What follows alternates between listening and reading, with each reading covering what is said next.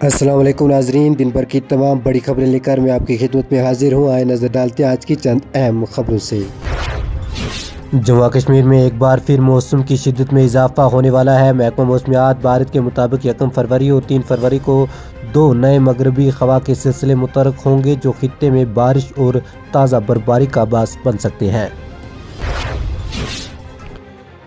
Lieutenant governor Manoj Sinha نے NCC candidate سے ملاقات کی جو یوم جمہوریہ کیمپ میں شرکت کے بعد واپس آئے تھے۔ اس موقع پر کینڈیڈیٹس نے اپنے تجربات شیئر کیے اور اس تاریخی لمحے کا حصہ بننے پر خوشی کا اظہار کیا۔ لیفٹیننٹ گورنر نے ان کی محبت اور شاندار کارکردگی کی تعریف کی۔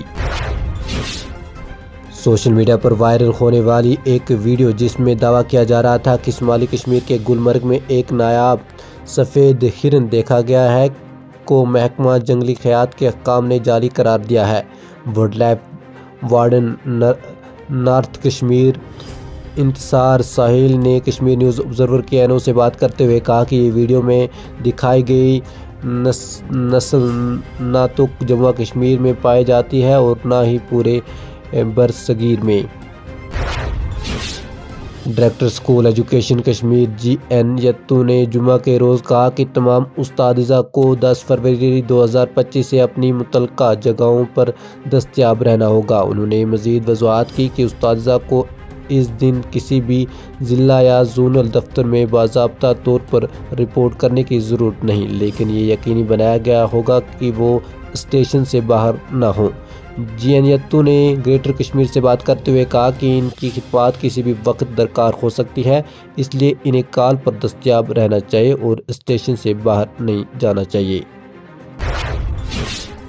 پیپلز ڈیموکریٹک پارٹی PDP کی سربراہ محبوبہ مفتی نے بہار کے وزیر اعلیٰ نتیش کمار اور تیلگو دیشم پارٹی TDP کے سربراہ جتیندر بابو نائیڈو کو خط لکھ کر مجوزہ وقف ترمیمی بل کی مخالفت کرنے کی اپیل کی ہے۔ انہوں نے اسے غیر آئینی اور آمرانہ قرار دیتے ہوئے کہا کہ یہ بل وقف املاک کے تحفظ کے بنیادی مقصد کو نقصان پہنچاتا ہے اور قومی یکجہتی و فرقہ وارانہ ہم آہنگی کے لیے خطرہ ہے۔ صدر درپاتی مرمو نے جمعہ کے روز کہا کہ دفعہ 370 کی منسوخی کے بعد جموں کشمیر کی صورتحال تبدیل ہو چکی ہے۔ پارلیمنٹ کے مشترکہ اجلاس سے خطاب کرتے ہوئے جو بجٹ سیشن کے آغاز کا نشان تھا، انہوں نے کشمیر تک ٹرین پہنچانے کو حکومت کی بڑی کامیابی قرار دیا۔ انہوں نے مزید کہا کہ گزشتہ 6 ماہ میں حکومت نے بنیادی ڈھانچے میں ریکارڈ سرمایہ کاری کی ہے۔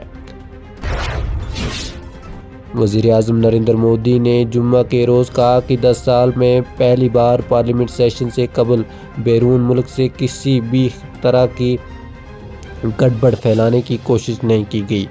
انہوں نے کہا پہلی بار بیرون ملک سے کوئی چنگاری نہیں بھڑکائی گئی، نہ ہی کوئی ایسے ہوا دینے والا ہے۔ یہ پہلا سیشن ہے جہاں نہ بیرونی اثرات ہیں اور نہ ہی اندرونی قوتوں نے کوئی سرگرمی شروع کی ہے۔